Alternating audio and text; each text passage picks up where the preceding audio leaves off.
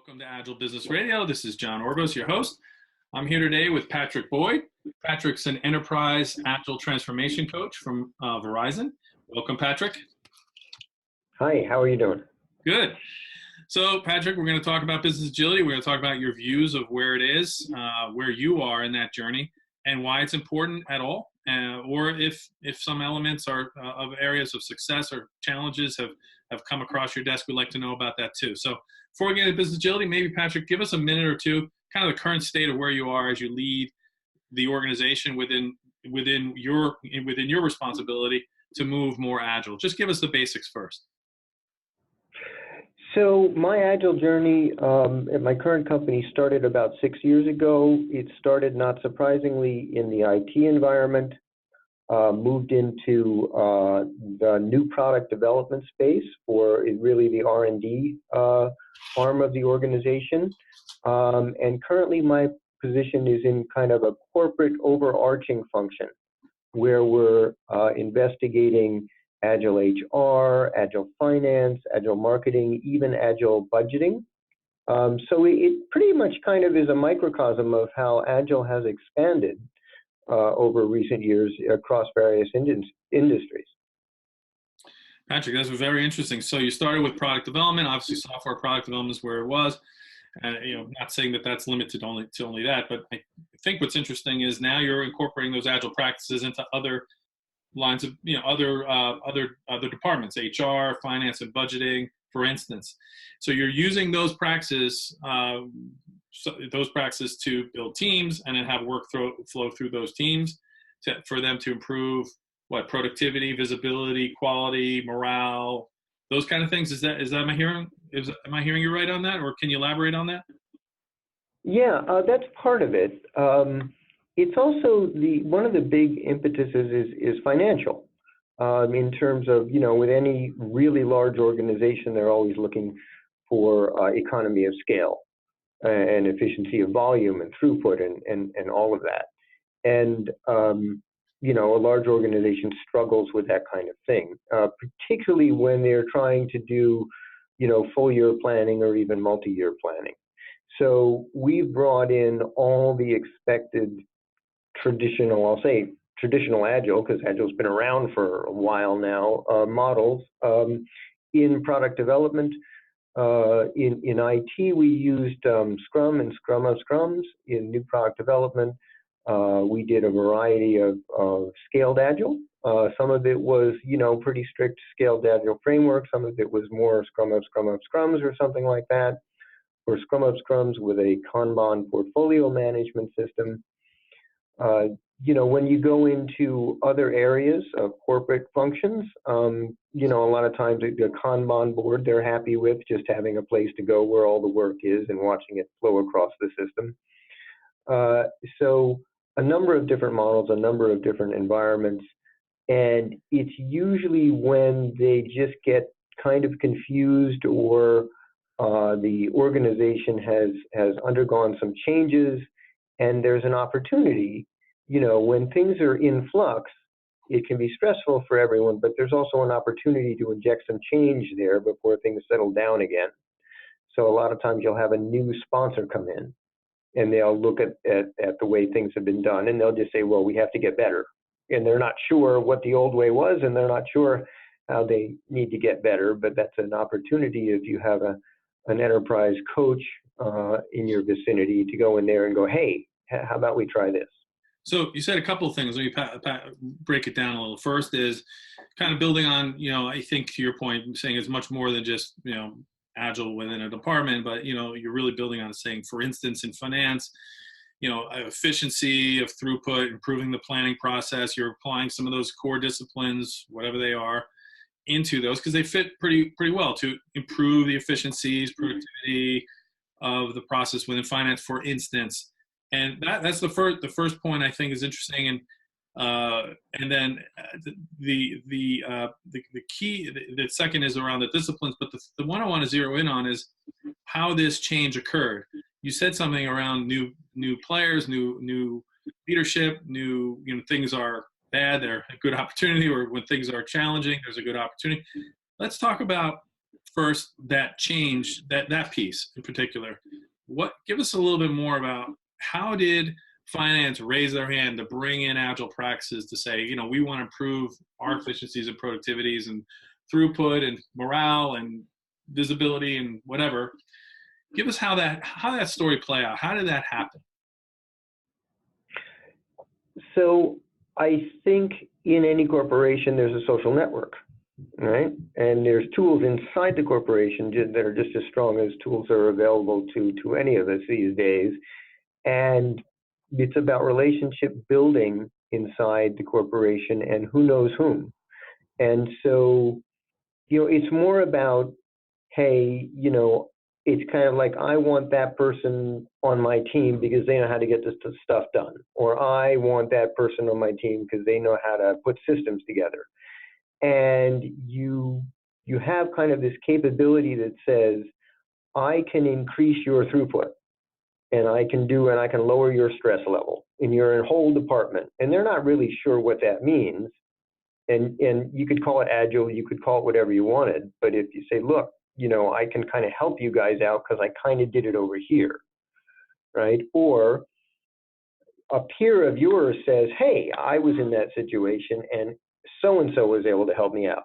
Why don't you contact them? So it may not even be about, I want to be more agile or I want to get more stuff done. It's just kind of in this intensely competitive world, and as corporations kind of compete with each other for smaller pieces of the global market pie, one thing that actually helps or can help is executive level directives that says, everyone increase efficiency by 10%, or we're going to not have as many people next year, but we're still going to expect you to do all the work. Eventually, you run out of options, and you look around and you go, someone help me, because I don't know how to get any more out of my organization, right? And so you begin to look at ways of doing this, and buzzwords like agile and lean kind of come up pretty quickly in that kind of conversation. So that opens the door. No, it's really interesting because as you were speaking, I was just writing down the kind of the ingredients of how you made this happen. First, there's some level of change, like it could be a wind in your sails, which is maybe a mandate or directive of something we have to improve something somewhere. That's always a positive. It's not like you need all three, but the three is ideal. Maybe you can have 2 out of 3. But then the person itself, having some person in the element in that have personal. Hey, I want to work with so and so. I want to work with Patrick. I want to work with. So you have that trust or at least that relationship, or at least that credibility or track record to be able to get to the third one. And that's where you nailed it, I think. And that is, what's in it for me. No one have really. You're not talking ever about agile. You're talking about what's in it for me, meaning what's in it for them. And you're saying your language is around how you can help them increase throughput or something in this case. And did I get that? Did I play that back right? Yeah, I've always thought of myself as an agile coach as a profit center, which is the stance I always take. But that's a really tough thing to kind of, sell or even push. But personally, when I joined my current group, I went to one of my peers that I've known for a long time, and I said, I want to make $1 million difference. And he said, in this organization of this size, that should be easy to do, right? How big a team and what kind of improvement in delivery time or efficiency do I need in order to make $1 million difference? If you teach one team to do it, and they're going to do it that way for the next 5 years, it doesn't have to be $1 million the first time out. It can be a 10% improvement, but then you can say, okay, I made a real difference there. And then people kind of jump on the bandwagon. That's the other thing that happens at big corporations, right? So-and-so over here had an agile team and they did X, Y, Z. So I don't know what that is, but I want it too, right? So there's this kind of competition which can work against you, but can also work for you until you get what I call the key project. You'll know you're in the right spot when they don't give you the little projects, when they give you the big project that's important. And they give it to you not so you can rescue it and then go away, but they give it to you so that they can give you the next one and the next one and the next one. That's where you want to get to. So yeah, I mean, getting there, Patrick, what you just said is really interesting. How you got there. You have your true north, if you will, and that is, how do I create a $1 million difference? How do I become a profit center? And all your decisions and all your interactivity in working with others has been centered around how can I do that? And that is a really interesting play as a role of an agile leader. First of all, not talking and hand waving around agility and just focusing on the customer and the internal customer and their problems, and having a true north of becoming a profit center, not cost center, and having that perception change based on your own personal true north. Am I playing that back right? Am I hearing you right on that? Yep. Yep. All right. Yeah. So then with that, I want to just wrap it up with one question, and then we'll follow up on the next episode. Now, really interestingly, agility, obviously agile praxis, as a verb, not a noun, but agility and that kind of activity in an operating model has been centered in product development, like you started, and now we're finding it in different pockets of other departments. And that's, in this case, this is what's happening to improve their departmental, KPIs, if you will, improve upon the KPIs that they're given. Do you see that is where, is that where it should be? Is there any aspirations to going further? If so, share that, or is it kind of like, is that the aspiration? I think that's an effort in line with Lean and with Six Sigma and operational efficiency.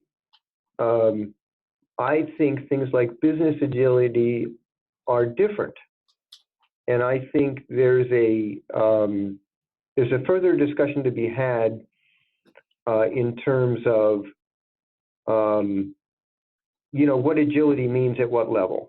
Because agility is the operational agility brought to you by the Scaled Agile framework and the Scrum and all of those things is really tough to scale, right? It meets different challenges when it scales. And it's not the same as business or strategic agility at all. In other words, I can do the Scaled Agile framework across my organization, but that doesn't mean I have business agility. I can have business agility and be completely ad hoc in the way I execute, right? Neither of those things, I think, are ideal or will last a long time because they're usually people-driven and not organization or culturally driven. So I think right now there's kind of confusion between business agility and scaling operational agility. And people kind of assume that business agility is the next thing. I think it's a different thing, right? Yeah. I think you have to have the operational agility in order to make the business agility run, just like you have to have kind of DevOps in order to make Scrum run. But I think it's a different thing. Yeah, I do agree. And I think that's the next challenge. Yeah, I think I agree with you. As we kind of wrap this session up, I think you're right. Operational agility, scaling operational agility within IT or other departments, replicating that in other departments. Hey, that's hard enough. That's really hard to get done. All right, let's stop there. And let's just get that going, to your point. Now, business agility is saying, well, okay, that is something that once you get that going, then now it's like, how do we connect those? And how do we look at the benefits? I'm going to put words in it because the way I look at it is a lot of operational agility is about operational efficiency, productivity, improving, saving costs, saving money, improving productivity. Those are the benefits that spin off of those. Then business agility is this other thing that you say, maybe the benefits are like maybe more around competitiveness and market share as we start to sense and respond and create products that are customer facing. That might be where I'm thinking. I mean, you don't have to agree. You can disagree. Maybe in the last 30 seconds, give me your thoughts on that. I think operational agility would enable business agility. I think you can be on the right track in terms of what you want to do, being agile in a business space, but you might not be able to execute. So I think what you want is to build both things. in order to react quickly when you need to. So you have to be able to, as you say, sensor responder, somehow detect the right place to go, and then the operational agility will give you the ability to pivot and get there. Gotcha. So it's not the chicken or the egg; it's the chicken and the egg in this case. Do them both. In this case, operational. You need to have that while you're working on the other benefits too. I get it. So Right. Patrick Boyd, Agile Enterprise Transformation Coach of Verizon. Thank you for your time today at this episode. We'll see you in the next episode. Thanks, John. Pleasure.